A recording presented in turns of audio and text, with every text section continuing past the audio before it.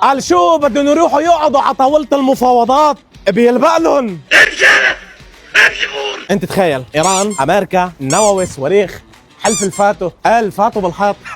هن هول الجماعه اللي عندنا رايحين على الجلسه. السلام عليكم. ايه ده كان لازم يجيب معنا اكياس، او هن هيك فايتين على الجلسه. احنا هندخل من الباب ده، البوليس هيدخل من الباب ده ونتمسك هنا. ترامب والايرانيه معلم عاجقه جوا عاجقه، فكروهم ديليفري اقسم بالله. ترامب طلع فيها هيك قال له مين انت عمه؟ مين طالب بيتزا يا شباب؟ انتوا لوين فايتين خيي؟ انتوا لوين فايتين؟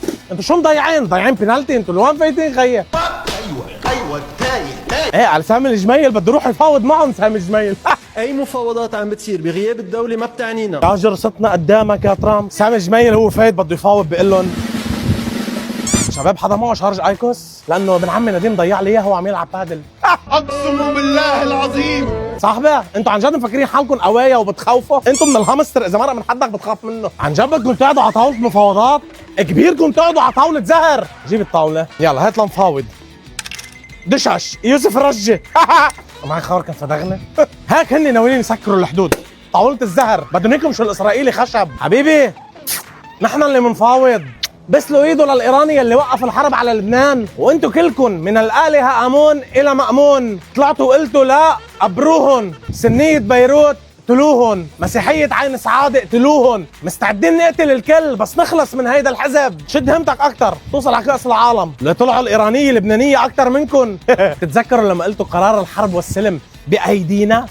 حبيبي مخابرك انت الزهر مش بايدك، قرار الحرب والسلم بايدنا، بايد جرح البيجر. هن ومشقف ايديهم عم يرموا صواريخ مش اساطيل، صواريخ بس روحيتهم ثابته بعيدا عنك، مش مثل ركابكم المهزوزه عصيرة الاساطيل. طمنوني على الاسطل من شان الله. والتفاوض كمان بايدنا، التفاوض بصير بالصواريخ، بالبالستة، بالنووي، بالراجمات الصادحات بثأرنا، مش بشبس بيتي يوسف رجة. ليوسف رجة اسطل. ما خليكم تصلحوا. عملوا له امتحان بالسنجرين ليوسف رجي، معك خبر؟ قام سقط بالرجار.